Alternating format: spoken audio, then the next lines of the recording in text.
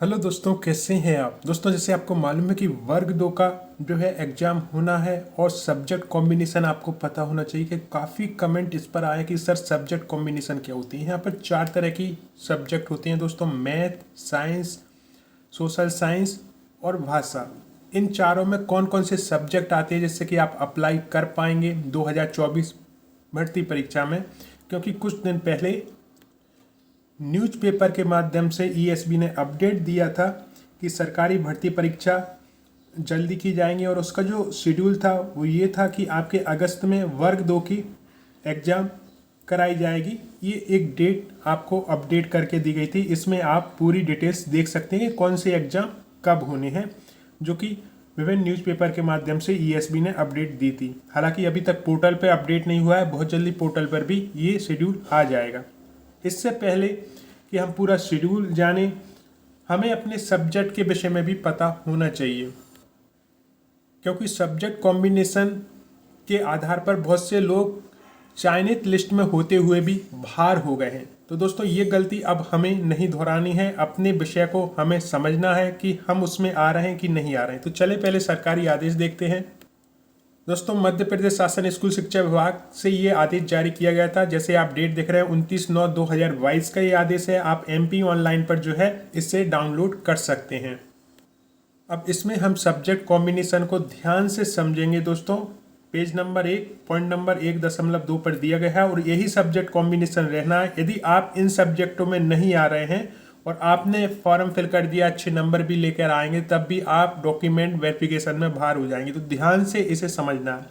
आप देखें, माध्यमिक विद्यालयों में यानी वर्ग 2 अध्यापन कार्य हेतु नियोजित किए जाने वाले माध्यमिक शिक्षक की पात्रता परीक्षा विषयवारों की परीक्षा में विषय गणित, विज्ञान, सामाजिक विज्ञान और ये भाषा है आपकी हिंदी, अंग्रेजी, संस्कृत एवं उर्दू, 4 भाषाएं हुई। ठीक है। अब ये के अंतर्गत कौन कौन से सब्जेक्ट आते हैं वो हम देख लेते हैं। गणित के अंतर्गत जो आते हैं वो आते हैं गणित अथवा भौतिक शास्त्र अथवा इंजीनियरिंग विषयों के साथ स्नातक उपाधि धारित करना अनिवार्य होगा। यहाँ पर 3 विषय प्रमुख हैं जो कि आवेदन कर पाएंगे। फिर से मैं दोहरा देता हूँ, गणित अथवा लगा हुआ, या तो गणित हो अथवा भौतिक, ठीक है, शास्त्र अथवा फिर से अथवा लगा हुआ, या इंजीनियरिंग जो विषयों के साथ स्नातक किए हैं वो गणित विषय से जो है फॉर्म फिल कर सकते हैं। यहाँ पर एक चीज़ और क्लियर कर दूं कि BCA वाले बहुत से हैं जो कि पूछते हैं कि सर हम मैथ के अंतर्गत आते हैं कि नहीं आते हैं। दोस्तों, बहुत से BCA वालों ने मैथ से फॉर्म फिल कर दिया था, लेकिन उनके 3 वर्ष में मैथ होना अनिवार्य होता है, first year, second year, final year. यदि किसी भी ईयर में मैथ नहीं है तो उन्हें डिस्क्वालीफाइड करके बाहर कर दिया और ऐसे सभी BCA वाले वर्ग 2 से बाहर हो गए थे दोस्तों। तो आपको देखना है कि यदि आपने BCA किया है तो आपके 3 सालों में मैथ होना चाहिए, 3 वर्षों में मैथ होना चाहिए। ठीक है। इसके अलावा और भी सब्जेक्ट वाले पूछते हैं तो आप स्वयं देख लें कि गणित के अंतर्गत जो विषय रखे गए हैं उनमें आप आ रहे हैं। और यदि आप गणित से फॉर्म फिल करना चाह रहे हैं तो एक कंडीशन और है कि आपकी जो 3 वर्ड्स हैं उनमें मैथ प्रमुख सब्जेक्ट के रूप में होना चाहिए। ठीक है। तो ये मैथमेटिक्स का जो है कंफ्यूजन आई थिंक दूर हो गया होगा। आगे चलते हैं हम विज्ञान विषय। विज्ञान विषय के अंतर्गत रसायन शास्त्र, वनस्पति विज्ञान, प्राणी विज्ञान, माइक्रोबायोलॉजी, बायोटेक्नोलॉजी, बायोइन्फॉर्मेटिक्स में किन्हीं 2 विषयों के साथ स्नातक उपाधि धारित करना एवं विज्ञान विषय। ठीक है। तो विज्ञान विषय के अंतर्गत ये सभी विषय आते हैं। बहुत सी बार कंफ्यूजन ये हो जाता है कि रसायन शास्त्र वाले कमेंट करते हैं कि सब हम जो है सर हम मैथ्स से फॉर्म फिल करेंगे या साइंस से। तो रसायन शास्त्र वाले जो है साइंस से ही फॉर्म फिल करते हैं। ठीक है। ये पूरा आपके हो गया रसायन शास्त्र, वनस्पति विज्ञान, प्राणी विज्ञान, माइक्रोबायोलॉजी, बायोटेक्नोलॉजी, बायोइन्फॉर्मेटिक्स में किन्हीं 2 विषयों के साथ स्नातक उपाधि धारित करना अनिवार्य है आपके लिए, क्योंकि 2 विषयों के साथ आपको स्नातक होना चाहिए। इनमें से कोई भी 2 विषय आपके स्नातक लेवल पर होना चाहिए, फर्स्ट ईयर से लेकर फाइनल ईयर तक।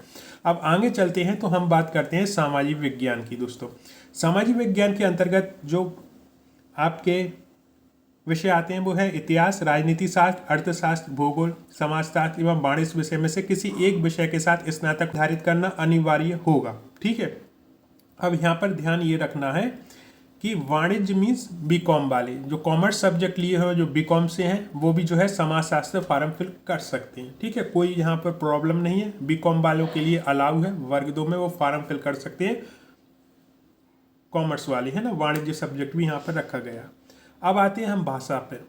अब यहाँ पर कन्फ्यूजन एक पहले हो गया था कि जो फाउंडेशन होता है उसे ही लोगों ने अंग्रेजी और हिंदी मानकर फॉर्म फिल कर दिए थे, बाद में वो हो गए थे बाहर। तो यहाँ पर समझना ये है कि साहित्यिक ही होना चाहिए, आपके पास लिटरेचर इंग्लिश होना चाहिए, साहित्यिक हिंदी होनी चाहिए, संस्कृत एवं उर्दू, ये आपके 3 वर्ष आपने पढ़े होने चाहिए। जैसे कि इसमें लिखे अभ्यर्थी को स्नातक स्तर पर इन विषयों का मुख्य विषय के रूप में अध्ययन करना अनिवार्य है। स्नातक उपाधि निर्धारित प्रतिशतता नियम में उल्लिखित प्रावधान अनुसार धारित करना अनिवार्य होगा।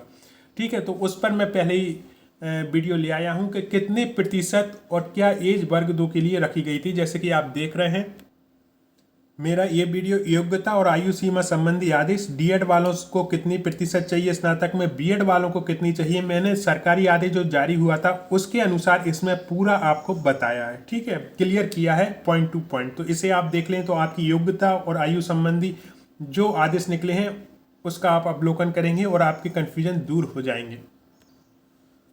तो दोस्तों ये है सब्जेक्ट कॉम्बिनेशन, इसे आप ध्यान से देखें और इन्हीं सब्जेक्ट में यदि आप आ रहे हैं तभी आप आवेदन करके अच्छे नंबर लाकर जॉब प्राप्त कर सकते हैं। और कहीं कन्फ्यूजन में आप चले गए और ऐसे सब्जेक्ट से आवेदन कर दिया जिसकी आप योग्यता नहीं रखते हैं तो डेफिनेटली आप जो लास्ट में वेरिफिकेशन होगा उससे बाहर कर दिए जाते हैं। क्योंकि बहुत से लोग बाहर हुए हैं, बहुत से लोग अंग्रेजी और हिंदी में इतने अच्छे नंबर लेके आए थे कि वो सिलेक्टेड लिस्ट में अच्छी खासी रैंक के साथ सिलेक्ट हो गए थे, लेकिन एंड में उन्हें बाहर निकाल दिए गए क्योंकि फाउंडेशन को नहीं माना गया था। जो साहित्यिक हिंदी है या लिटरेचर अंग्रेजी है उन्हीं को ही ज्वाइनिंग दी गई दोस्तों। तो इससे बिल्कुल ध्यान से पढ़ें क्योंकि बहुत से लोग बीसीए वाले हैं वो कहते हैं सर हम जो है मैथ से फॉर्म फिल करना चाहते हैं, तो आपकी 3 वर्ष में मैथ होना ही चाहिए। ठीक है, तभी आप कर सकते हैं। बहुत से रसायन शास्त्र वाले कहते हैं कि हम सर गणित से कर सकते हैं, तो आप नहीं कर सकते क्योंकि आप साइंस के अंतर्गत आते हैं। बहुत से इंजीनियर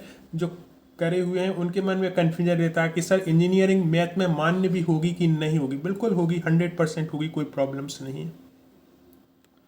अब लास्ट में वही बात आ जाती है कि सर वर्ग 2 का नोटिफिकेशन कब तक आ सकता है, तो बहुत जल्दी आ जाएगा। चूँकि आपको मालूम है कि चुनाव की आचार संहिता लगने वाली है इस महीने में, तो हो सकता है कि चुनाव की आचार संहिता से पहले आ जाए। यदि चुनाव की आचार संहिता लग जाती है तो फिर उसके बाद आएगा। लेकिन कहा यही गया है कि जो भी एग्जाम्स हैं वो अगस्त से शुरू हो जाएंगे और जैसे जैसे एग्ज़ाम आगे बढ़ते जाएंगे जितनी भी वैकेंसी आएंगी वो सब की अपडेट आती जाएगी। तो सबसे बड़ी जो वैकेंसी है या फॉर्म फिल होते हैं वो है आपकी वर्ग 2। वर्ग 2 का कंपटीशन भी बहुत हाई होता है और जो एग्ज़ाम है वो टफ से टफ होता जा रहा है। और मेरा उद्देश्य वीडियो बनाने का एक ही है, कहीं भी कोई भी कन्फ्यूजन आपके मन में हो तो उसे आप दूर करें और पूरा फोकस पढ़ाई पर लगाएं। आपको यदि पढ़ाई से संबंधित वीडियो चाहिए तो कमेंट बॉक्स में ज़रूर लिखें। कोई भी आपका क्वेश्चन हो उसे लिखें। यदि ज़्यादा क्वेश्चन रिपीट होते हैं तो डेफिनेटली मैं अगला वीडियो जो आदेश जारी होते हैं सरकारी उन अनुसार जरूर लाऊंगा। ये वीडियो ऐसा ही था, आपने इसे देखने के लिए इतना कीमती समय दिया उसके लिए दिल से धन्यवाद।